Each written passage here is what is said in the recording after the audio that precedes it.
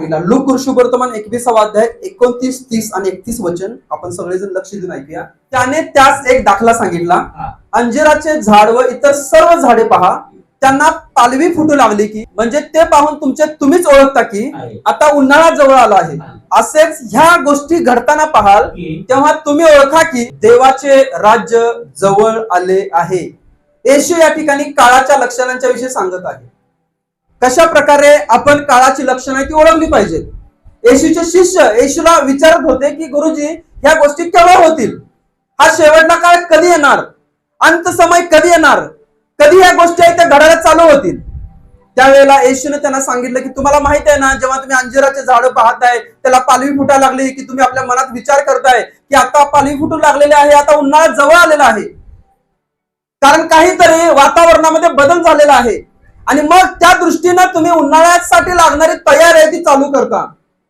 तसेच काळाची लक्षणं तुम्हाला आणि मला समजणं, मंडळीला समजणं आजच्या काळामध्ये गरजेचं आहे. ज्या व्यक्तीला काळाची लक्षणं समजलेली आहेत तो आपलं चालचलन आहे ते बदलतो, तो आपल्या परमेश्वराशी नातेसंबंध आहे ते बदलतो, तो परमेश्वराच्या भयामध्ये चालतो. ज्या काळाच्या विषयी येशू बोललेला आहे त्या काळामध्ये आपण जीवन जगत आहे. गेल्या रविवारी संदेश सांगत असताना मी संदेशाचा शेवट असा केला की 2026 मध्ये आपण जेव्हा प्रवेश केलेला आहे त्यावेळेला आपण येशूच्या दुसऱ्या येण्याच्या अतिशय जवळ आपण चाललेलो आहोत. 2026 हे एक युग आहे, एक आत्मिक बदल आहे, तो घडणार आहे.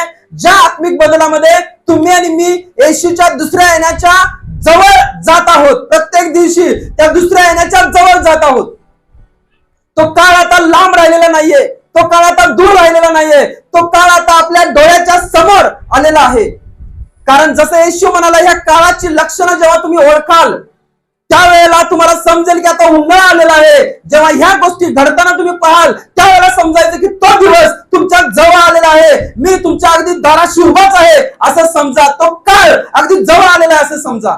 आणि त्या दृष्टीने मंडळीने स्वतःला जागृत ठेवणं, स्वतःचं जीवन बदलणं, आत्मपरीक्षण करून त्याच्यामध्ये चालणं हे अतिशय गरजेचं आहे. आपल्याला समजतं लगेच काळाची लक्षणं. आपल्याला देवानं ते ज्ञान दिलेलं आहे, बुद्धी दिलेली आहे. जेव्हा तुम्ही रस्त्याने जाताय आणि एखाद्याच्या दारामध्ये मांडव घातलेला बघताय, आचार्य वगैरे तिथं आले, सगळं सामान आणून टाकलेलं आहे, लाऊडस्पीकर आहे, त्यावेळेला तुम्हाला माहित नसते, मग तुम्ही विचारताय काय घरात कार्यक्रम आहे काय? लाऊडस्पीकर का, मंडप का घातलाय, हे सगळं जेवणाचं सामान का आणलेलं आहे? त्या सगळ्या गोष्टीवरून तुम्हाला समजतंय की उद्या निश्चितपणे या घरात काहीतरी कार्यक्रम आहे आणि ती तयारी लक्षात घेऊन तुम्हाला समजलं की त्या घरात काहीतरी कार्यक्रम आहे.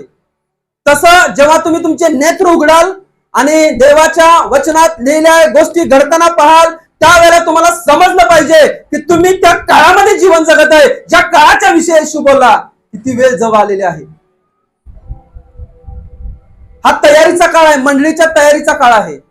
हे मी का खात्रीने ठामपणे सांगू शकतोय? कारण गेल्या वर्षामध्ये शेवटल्या महिन्यामध्ये मी एक दृष्टांत पाहिला आणि त्या दृष्टांतामध्ये पाहिलं की अग्नी आहे ती आकाशातून पडत आहे.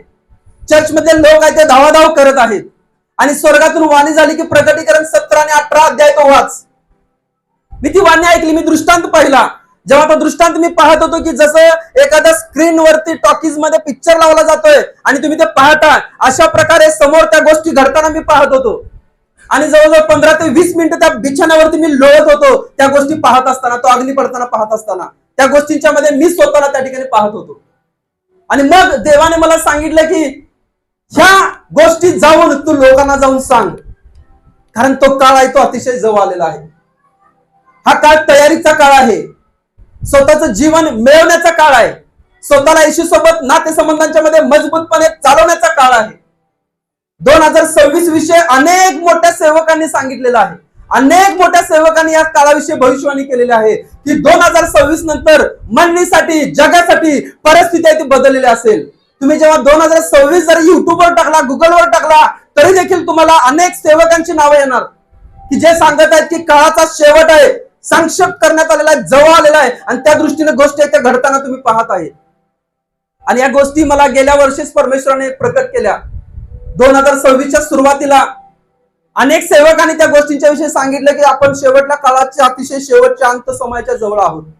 आणि या काळामध्ये अनेक गोष्टी अशा घडताना तुम्ही पाहाल की ज्या बायबलमध्ये ऑलरेडी लिहिलेल्या आहेत. 3 गोष्टी मला मुख्यत्वे करून तुम्हाला सांगायच्या आहेत. त्या 2026 मध्ये त्या गोष्टी आहेत, त्या घडतील नाही, परंतु त्या गोष्टींची सुरुवात होताना तुम्ही तुमच्या जीवनामध्ये पाहाल. आजचा हा संदेश जो आहे तो मंडळीसाठी एक इशारा अशा प्रकारे संदेश आहे. आजचा जे मी काय तुम्हाला सांगत आहे ते एक इशारा आहे की तुम्ही आणि मी स्वतःला देवाच्या वचनांच्या प्रमाणे चालवणं अतिशय गरजेचं आहे. पहिली गोष्ट, शेवटच्या काळाच्या विषय असं सांगण्यात आलेलं आहे. येशू ह्या मत्ते कृषी वर्तमानाच्या 24व्या अध्यायामध्ये असं म्हणाला की दानिएलाने सांगितलेला, वर्णन केलेला ओसाडीचा अमंगळ पदार्थ पवित्र स्थानामध्ये असलेला तुम्ही पाहाल. दानिएलाने एक दृष्टांत पाहिला आणि त्या दृष्टांतामध्ये देवाचं जे मंदिर आहे, पवित्र मंदिर आहे, त्या पवित्र मंदिरामधील अतिपवित्र स्थान आहे. त्या अतिपवित्र स्थानामध्ये एक अमंगळ, अशुद्ध पदार्थ, अशुद्ध व्यक्ती त्याने पाहिला. आणि येशू म्हणत आहे त्या काळामध्ये तो अशुद्ध पदार्थ देवाच्या मंदिरामध्ये, पवित्र स्थानामध्ये असलेला तुम्ही पाहाल, अमंगळ पदार्थ तुम्ही पाहाल. याचा अर्थ काय आहे? तर तो पदार्थ किंवा ती व्यक्ती जी अशुद्ध आहे, त्या मंदिरात, इस्रायलामध्ये असलेल्या त्या मंदिरात येण्यासाठी पहिल्यांदा ते मंदिर बांधलं जाणं अतिशय गरजेचं आहे. जेव्हा तुम्ही आता इस्रायल देशामध्ये पाहताय तर ते मंदिर अजून बांधलं गेलेलं नाहीये, परंतु ते मंदिर बांधण्यासाठी लागणारं सगळं साहित्य, त्या मंदिरासाठी लागणाऱ्या सगळ्या गोष्टी त्यांनी ऑलरेडी तयार केलेल्या आहेत. तिसरं मंदिर, थर्ड टेम्पल, जेव्हा तुम्ही टाकाल गुगलवरती तर तुम्हाला समजेल की त्या तिसऱ्या मंदिरासाठी लागणाऱ्या सगळ्या गोष्टींची तयारी अगोदरच इस्रायल देशाने केलेली आहे. त्या ठिकाणी लागणारे दीपस्तंभ असतील, त्या ठिकाणी वेदी असेल, त्या ठिकाणी ज्या ज्या मंदिरामधले निवास मंडपामध्ये परमेश्वराने शर्मोनाच्या मंदिरात ज्या गोष्टी होत्या त्या प्रत्येक गोष्टी इस्रायल राष्ट्राने ऑलरेडी तयार केलेल्या आहेत. एक म्युझियम आहे, त्या म्युझियम मध्ये त्या गोष्टी त्यांनी पाहायला देखील ठेवलेल्या आहेत, ज्या ठिकाणी कोणाला प्रवेश नाही. काही ठराविक लोकांना त्यांनी त्या ठिकाणी अलो करतात जाण्यासाठी, कारण त्यांचा विश्वास आहे की आम्ही तिसरं मंदिर बांधणारच बांधणार. 2026 मध्ये अशा गोष्टी घडतील की तिसरे मंदिर बांधण्याचा मार्ग आहे तो इस्रायलासाठी मोकळा होईल.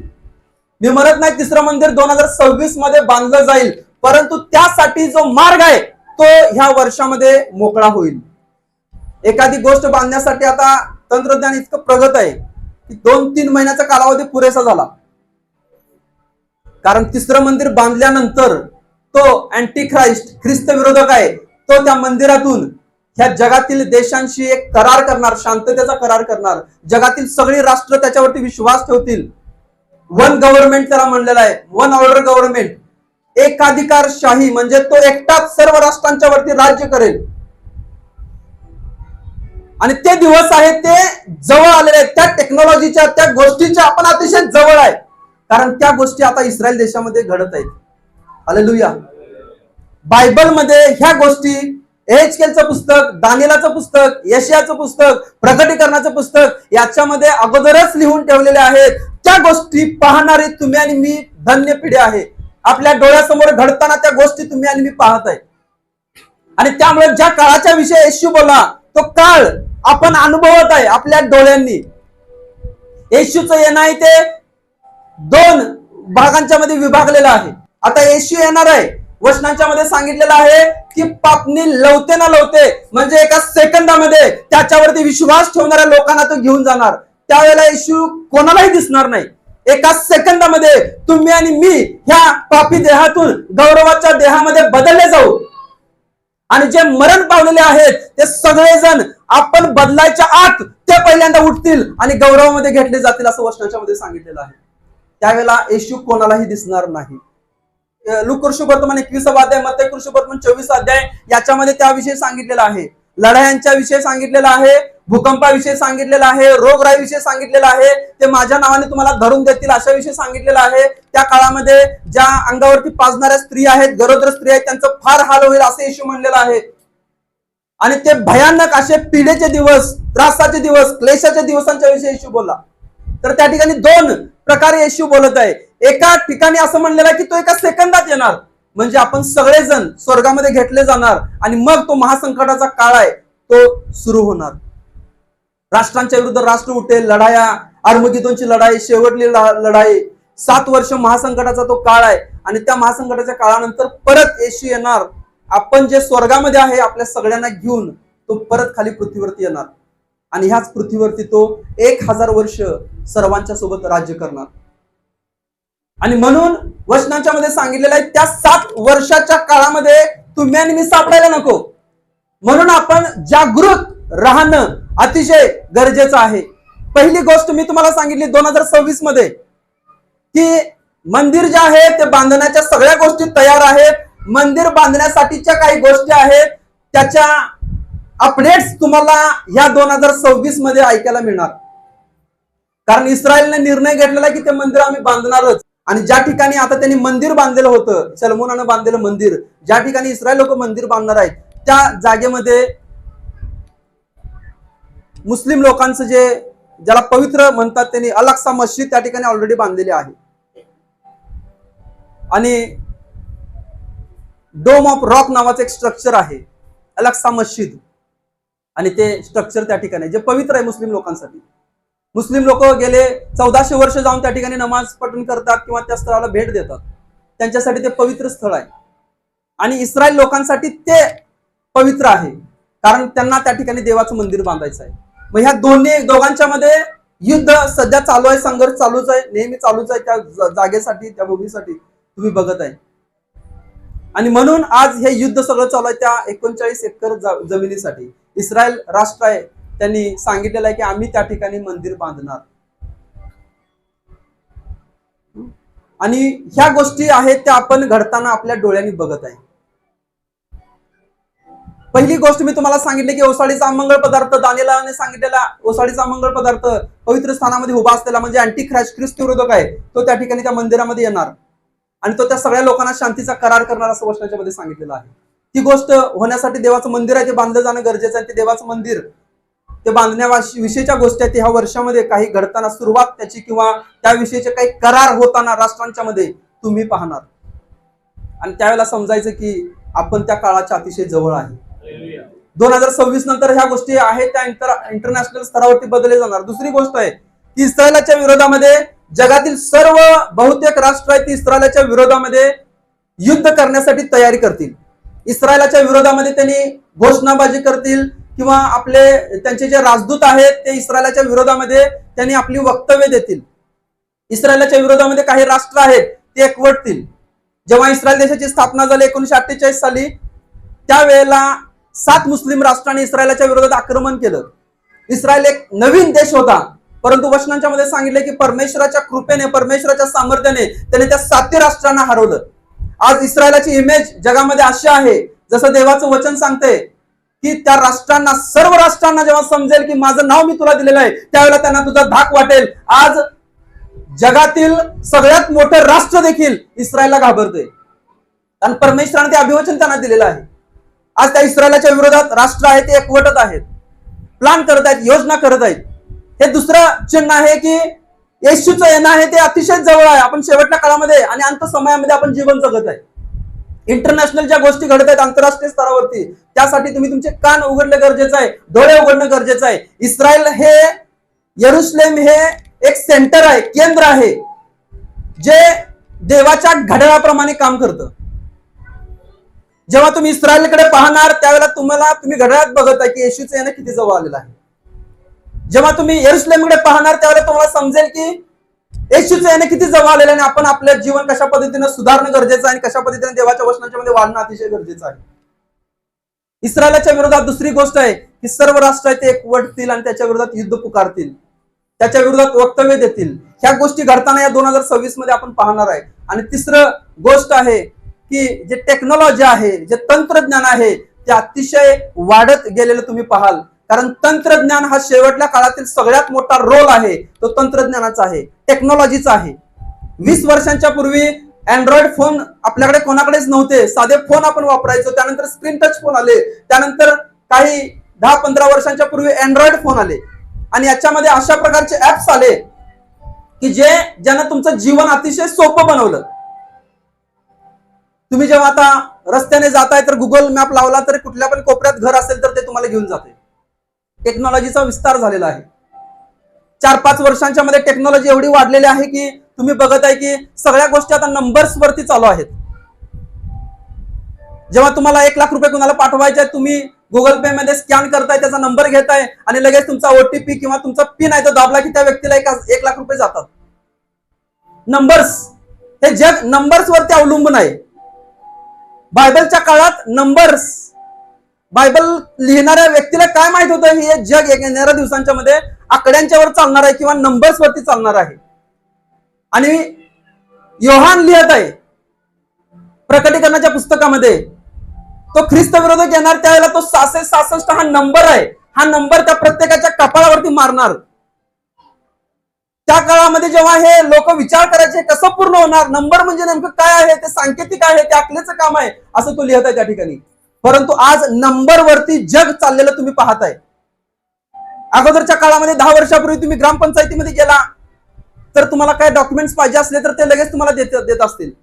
परंतु आता तुम्ही गेला ग्रामपंचायतीमध्ये डॉक्युमेंट घ्यायला, तुमचं नाव टाकतात, तुमची हिस्ट्री चेक करतात, तुम्ही सगळा फाळा भरलाय काय बघतात आणि भरला असेल तरच तुमचे डॉक्युमेंट तुम्हाला देणार. अगोदरच्या काळात त्यांना एवढं गट्टा असायचा तो शोधावा लागायचा. आता एका क्लिक वरती तुमची सगळी हिस्ट्री तुम्हाला त्यांना मिळते. टेक्नॉलॉजी आहे. जर तुम्ही फाळा भरला नसेल तर तुम्हाला दाखला देत नाहीत. तसंच 666 शिक्का ज्या व्यक्तीला नसेल त्या व्यक्तीला अन्न मिळणार नाही, त्या व्यक्तीला पाणी मिळणार नाही, त्या व्यक्तीला कुठली गोष्ट मिळणार नाही असं वचनांच्या मध्ये सांगितलं. त्याला वाळीत टाकण्यात येईल, त्याला त्रास देण्यात येईल, तो शिक्का जबरदस्तीने त्याच्यावरती मारण्यासाठी. अगोदरच्या काळामध्ये हे शक्य नव्हतं कारण टेक्नॉलॉजी नव्हती. आताच्या काळात ते शक्य आहे कारण टेक्नॉलॉजी अतिशय वाढली गेलेली आहे. नंबर्स वरती सगळे जग आहे ते चालू आहे. आता 666 नंबर तो सांकेतिक नंबर आहे असं वचनांच्या मध्ये सांगितलेलं आहे. त्या टेक्नॉलॉजीच्या आपण जवळ आहे. काही गोष्टी घडत आहेत जागतिक स्तरावरती. यरुशलेमशी काही लोक आहेत इस्रायल राष्ट्राशी शांतीचा करार करत आहेत. डोनाल्ड ट्रम्पनी काही दिवसांच्या पूर्वी सांगितलं की जे नवीन रिलीजन आलेलं आहे, तुम्ही ऐकलं असाल, अब्राहमिक रिलीजन, वन अकॉर्ड, म्हणजे जे अब्राहमापासून आलेले जे धर्म आहेत, मुस्लिम धर्म आहे, ख्रिश्चन आहे आणि यहुदी आहे, या सगळ्यांच्या मध्ये एक समेट करायचा, शांती करायची.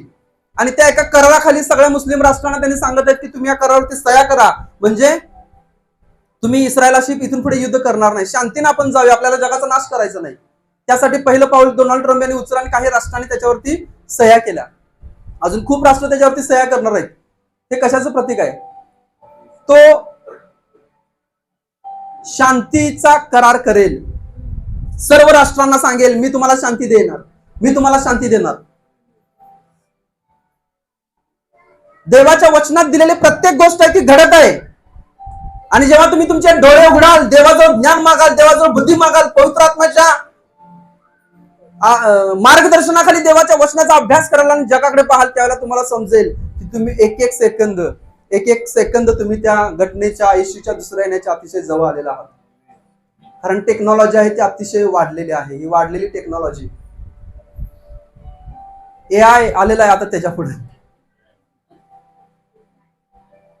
AI तर हे मी असं ऐकलं की AIचे जे फाउंडर आहेत, तुमच्यापैकी कोणी किती जण ऐकले मला माहित नाही, काय त्याला,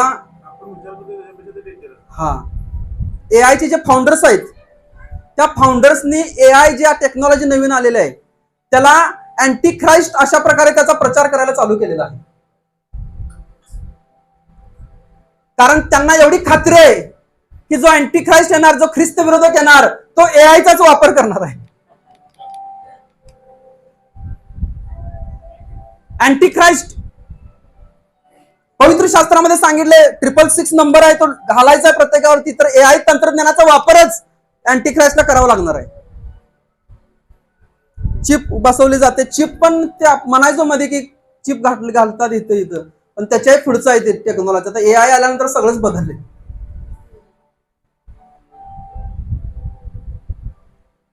पूर्ण बदललेलं आहे. AI ते पुढचं टेक्नॉलॉजी आहे, पुढचं तंत्रज्ञान आहे. तुम्ही जर ह्या रूम मध्ये AI टेक्नॉलॉजी बसवली, आता अनेक मोठमोठ्या घरांच्या मध्ये AI टेक्नॉलॉजी आहे. जे श्रीमंत लोक आहेत त्यांच्यापर्यंत आता ते आहे, पण सामान्य व्हायला आता वेळ लागणार नाही, कारण ते आता जनरल आपल्या अँड्रॉइड फोन मध्ये आलेलं आहे. त्यांनी जेव्हा AI ला एक आज्ञा करतात, कमांड करतात कुठली तरी, तर त्या गोष्टींचं उत्तर लगेच ते देते. तुम्ही त्याला विचारला माझी किल्ली मी कुठे ठेवलेली आहे, आता फोन मध्ये आपल्या आहे ते सांगते तुझी किल्ली आता त्या ड्रॉवर मध्ये ठेवलेली आहे. तुम्ही फक्त कमांड करताय त्याला. तुम्ही विचारला अरे माझे कानातले कुठे सापडत नाहीत असं नुसतं म्हणला तर लगेच स्पीकर मधून आवाज येतो तुझ्या कानातले तिथे ठेवले ते घे जा. म्हणजे तुम्ही जे बोलत आहे त्या प्रत्येक गोष्टीला त्याच्याजवळ उत्तर आहे. एवढं ते टेक्नॉलॉजी पुढे गेलेलं आहे. तुमची प्रत्येक गोष्ट आहे ती रेकॉर्ड केली जात आहे. तुम्ही म्हणताय माझ्याकडे फोन आहे, अँड्रॉइड फोन आहे, खूप छान आहे, परंतु तुम्ही जेव्हा त्याच्यावरती साइन इन करताय, गुगलवरती साइन इन करताय, तुमचा मेल आयडी पहिला टाकायला लागतो. कुठला पण अँड्रॉइड फोन चालवत असताना तुमचा मेल आयडी टाकला की लगेच तुम्ही साइन इन होताय. आणि तुम्ही समजा उद्या हरलेला गेला तर तुम्ही ट्रॅक होताय. तुम्ही आतापर्यंत कुठं कुठं फिरलाय त्याची सगळी हिस्ट्री ते दाखवते. तू 30 तारखेला तिथं होतास, 2 तारखेला इथं आहेस, 3 तारखेला तिथं आहेस. म्हणून जेव्हा तुम्ही कर्नाटकात जाताय लगेच मेसेज येतो फोनवरती वेलकम इन कर्नाटका. म्हणजे तुम्ही रेकॉर्ड केले जात आहे. तुमचं चालणं बोलणं तुमचं सगळ्या गोष्टी आहेत त्या टेक्नॉलॉजी रेकॉर्ड करत आहे. हे बायबल मध्ये ऑलरेडी लिहिलेलं आहे. म्हणून येशू म्हणाला की जेव्हा तुम्ही या ठिकाणी राहाल त्यावेळेला तुम्ही डोंगरांच्या मध्ये लपा, पळून जा. तो 7 वर्षाचा महाड संकटाचा काळ आहे. तो अतिशय भयानक काळ आहे. ख्रिस्त विरोधक अतिशय पिडणार आहे. जे येशूवरती विश्वास ठेवतील त्या लोकांना प्रचंड त्रासातून त्यांना आपलं तार नाही ते मिळवावं लागणार आहे. जर कोणी खाली सापडलं तर त्या 7 वर्षाच्या महासंकटाच्या काळात तुम्ही सगळेजण रेकॉर्ड केले जात आहे. तुमचं सगळं रेकॉर्ड आहे ते केलं जात आहे. तुम्ही जे व्हॉट्सअपवरती चॅट्स करताय त्या रेकॉर्ड्स आहेत. तुम्ही व्हॉट्सअपवरती फोनवरती जे काही बघताय डिलीट जरी हिस्ट्री केला तरी त्याचा रेकॉर्ड आहे त्यांच्याकडे. जेव्हा एखादा मोठा गुन्हा घडला जातोय त्या गुन्ह्यामध्ये तुमचा फोन सापडला, तुमचं 5 वर्षाचा रेकॉर्ड आहे. पोलीस सगळे काढतात. कुणाला कॉल केलता, कुठं गेलता, काय काय चेक केलाय, कुठं कुठं सर्च केला, सगळी हिस्ट्री निघते. तुम्ही आपल्या सगळ्यांचं रेकॉर्ड ठेवलं जातं. ह्या गोष्टी काय सांगत आहेत? हा काळ ह्या 20 वर्षांच्या मध्ये 15 वर्षांच्या मध्ये एवढं पुढे गेलेलं आहे. याचा अर्थ काय आहे? बायबलमध्ये लिहिलेली प्रत्येक गोष्ट आपण आपल्या डोळ्यांनी घडताना बघत आहे. बायबल किती सत्य आहे. त्याच्यात लिहिलेल्या गोष्टी आहेत त्या 2000 वर्षापूर्वी लिहिण्यात आलेल्या गोष्टी आहेत. योहान जेव्हा ते लिहत होता त्यावेळेला त्याला पण समजत नव्हतं हे काय आहे, हे 666 काय आहे देवा, हे त्याला माहित नव्हतं कसा आकार असेल. म्हणून तो म्हणतोय हे अकलेचं काम आहे, हे गुढ आहे, हे रहस्य आहे. परंतु आज ह्या पिढीला त्या गोष्टी आहेत त्या समजत आहेत.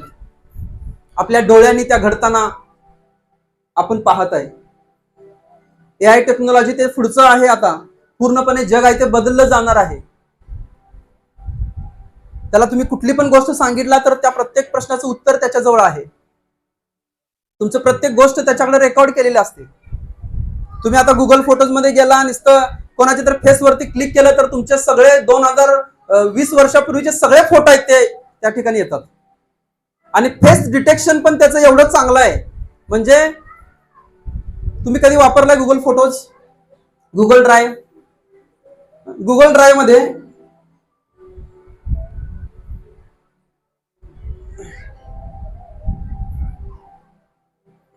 प्रॅक्टिकल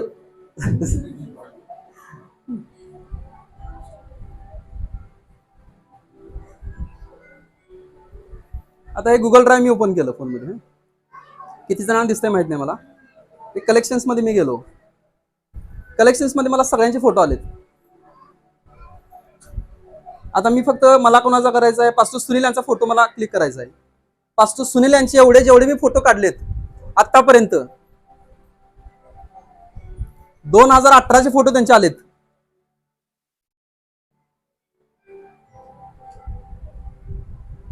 त्यांच्या फोटोवर क्लिक केल्यावर 2018चा फोटो मी या फोन मध्ये काढलेला नव्हता. हा फोन मी 2023-21 ला घेतला असेल कदाचित. दुसऱ्या फोन मध्ये काढलेला होता. पण माझा मेल आयडी सेम असल्यामुळे तो फोटो त्यांच्याकडे ऑलरेडी सेव्ह आहे. प्रत्येकाचे फेस येतात यात.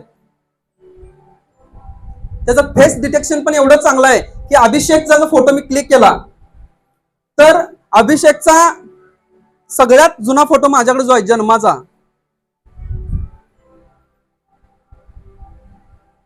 तो फोटो पण ते डिटेक्ट करते. म्हणजे आत्ताचा फोटो आणि तेव्हाचा फोटो हे गुगलला समजते. तुम्हाला जर मी हा फोटो दाखवला, हा कुणाचा फोटो आहे तर तुम्ही ओळखू शकताय का? पण गुगलला ते माहिती आहे की हा अभिषेकचाच फोटो आहे, म्हणून त्या अभिषेकच्याच फोटोमध्ये त्याने सगळे फोटो त्याचे सेव्ह केलेत. आणि ते विचारतंय परत तो अभिषेकच आहे का म्हणून असा प्रश्न करते पुढं. जर त्यातला कुठलं जरा कन्फ्युजन असेल तर तो अभिषेक आहे का असं मला प्रश्न विचारते ती. म्हणजे हा फोटो गुगल AI टेक्नॉलॉजी किती पुढे गेले तुम्ही सगळे रेकॉर्ड करतात. मला काय सांगायचं तुम्हाला, टेक्नॉलॉजी एवढं पुढे गेलेलं आहे की तुम्ही कुठल्या जरी कोपऱ्यात पळून गेला तरी ते तुम्हाला ओढून काढणारच, तुम्हाला शोधणार. मग हे पवित्र शास्त्रात ऑलरेडी दिलेलं आहे. 2000 वर्ष हे आत्ता टेक्नॉलॉजी आले, परंतु बायबलमध्ये ते ऑलरेडी दिलेलं आहे. ते आपल्या डोळ्यांना घडताना पाहणारे आपण पिढी आहे. मग एवढं समोर गोष्टी घडत असताना आपण आपल्या जीवनाविषयी रिस्क कसं घेऊ शकतो? आपल्या चालचलणुकीविषयी रिस्क कसं घेऊ शकतोय? आपलं जीवन न बदलता आपण कसं ठेवू शकतोय? ह्या गोष्टी माझ्या डोळ्यांनी मी पाहत आहे, ज्या बायबलमध्ये दिलेल्या आहेत. मग मी माझं जीवन कसं जीवन जगू शकतोय? मला त्याला देवाच्या वचनांच्या अधीनतेमध्ये आणणं फार गरजेचं आहे. म्हणून येशू म्हणत आहे त्या समयाविषयी जागृत राहा. येशू म्हणाला की तुम्हाला काळाची लक्षणं समजतात. जेव्हा ते अंजिराचे ढाळे जेव्हा वाळायला चालू होते, जेव्हा त्याला पालवी फुटायला चालू होते, तुम्हाला लगेच समजते की आता पुन्हा चालू होणार आहे. आता ही गोष्टी जेव्हा तुमच्या डोळ्याने घडताना पाहताय तुम्ही, तर समजा मी अगदी दाराशी उभा आहे. आणि म्हणून मंडळी चर्च आपण देवाच्या वचनांच्या अधीनतेमध्ये जीवन जगणं अतिशय गरजेचं आहे. आणि पवित्रता ही सगळ्यात उच्च स्थानावरती आहे. देवाच्या वचनाच्या अधीनता म्हणल्यानंतर सगळ्यात उच्च स्थानावरती काय असेल तर ती पवित्रता आहे. होलीनेस. जो पवित्र नाही, जो अपवित्र आहे, जो अशुद्ध आहे, त्याला वाटा मिळणार नाही सार्वकालिक जीवनामध्ये. पवित्रता ही सगळ्यात वरच्या स्थानावरती आहे शुद्धतेच्या बाबतीमध्ये. आपलं शरीर जिवंत देवाला ग्रहणीय यज्ञ म्हणून समर्पित करणं अतिशय गरजेचं आहे. हे शरीर अनितीची साधने होण्याकरता नाही, परंतु नीतीची साधने होण्याकरता समर्पित करा असं देवाचं वचन सांगत आहे. देव देऊन टाका. जो स्वतःला पवित्र करतो, प्रकटी करण्याचा शेवटच्या अध्यायामध्ये दिलेला आहे. जो स्वतःला पवित्र करत आहे तो पवित्र करत राहो, जो मलिन करत आहे तो स्वतःला मलिन करत राहो असं वचनाच्या मध्ये दिलेलं आहे. जर तुम्ही पवित्रतेमध्ये चालण्याचा निर्णय घेतलेला आहे तर देव तुम्हाला अधिक पवित्रतेमध्ये चालण्यासाठी मदत करणार. आणि परमेश्वर तुम्हाला दैवी सामर्थ्याने देखील भरायला चालू करणार. ह्या शेवटच्या काळामध्ये, या अंत समयामध्ये प्रभूला तुमची गरज आहे. प्रभूला तुमच्या शरीराची गरज आहे. पवित्र आत्मा तुम्हाला मदत करेल, पवित्र आत्मा तुम्हाला सहाय्य करेल, पवित्र आत्मा तुम्हाला शक्ती देईल. परंतु जे होली व्हेसल्स आहेत, जे पवित्र पात्र आहेत, ती पवित्र पात्र परमेश्वर आहे ते वापरायला चालू करणार. स्वतःला फसवू नका. कोणीच स्वतःला फसवू नका. कोणीच स्वतःला फसवू नका. आपलं जीवन जेवढं जास्त वचनांच्या अधीनतेमध्ये ठेवता येईल, देवाच्या भयामध्ये ठेवता येईल, तेवढं जास्त देवाच्या अधीनतेमध्ये ठेवा. कारण त्यावेळेला अशी व्हायला नको की तो येईल आणि आपल्यापैकी कोणीतरी खाली थांबणार आणि मग तुम्ही ओरडणार, तुम्ही किंचाळणार. जसं आपण ते 10 कुमारींचा दाखला बघितला आपण काल नाटक, त्या रडत होत्या, आमच्यासाठी दार उघड. तो म्हणला मी तुला ओळखत नाही. आणि त्या सगळ्यात महत्वाचं काय आहे माहिती काय? होलीनेस, पवित्रता. पवित्रतेच्या शिवाय स्वर्गीय राज्यामध्ये आपला प्रवेश होणार नाही. पवित्रता आहे तर देव आपल्याला त्या राज्यामध्ये चालण्यासाठी सहाय्य करणं, मदत करणार. आणि देवाचं सामर्थ्य तुमच्या जीवनातून, आपल्या जीवनातून होणार. तुमची प्रत्येक प्रार्थना सामर्थ्याने परमेश्वर ऐकणार, कारण तुम्ही देवाला आपलं जीवन दिलेलं आहे. हालेलुया. आपण अशा काळामध्ये जीवन जगत आहे मंडळी चर्च, ज्या ठिकाणी शेवटल्या काळातील घटना, येशूने सांगितलेल्या गोष्टी आपल्या डोळ्यांनी घडताना बघत आहे. आपण किती धन्य पिढी आहे, आपण किती आशीर्वादित पिढी आहे, ज्या दिवसाची वाट हजारो वर्षांपासून लोक पाहत आहेत. पण वचन सांगत आहे ही पिढी अशी आहे की ती पिढी ह्या गोष्टी घडताना आपण आपल्या डोळ्यांनी बघत आहे. हालेलुया. बायबलचा काळ, बायबलमधील शेवटला काळ. आणि म्हणून प्रकटीकरणाचं पुस्तक, दानिएलाचं पुस्तक, एहेजकेलचं पुस्तक, यशायाचं पुस्तक, ह्या पुस्तकांचा अभ्यास करा. त्याच्यामध्ये शेवटल्या काळातील घटनांच्या विषयी दिलेला आहे, भविष्यवाण्या दिलेल्या आहेत. आणि त्यातील बहुतेक भविष्यवाण्या पूर्ण झाल्यात आणि त्या पूर्ण आता होत आहेत आणि त्या येणाऱ्या दिवसांच्या मध्ये होणार आहेत. हालेलुया. आपण सर्वजण आपले डोळे बंद करूया, प्रार्थना करूया.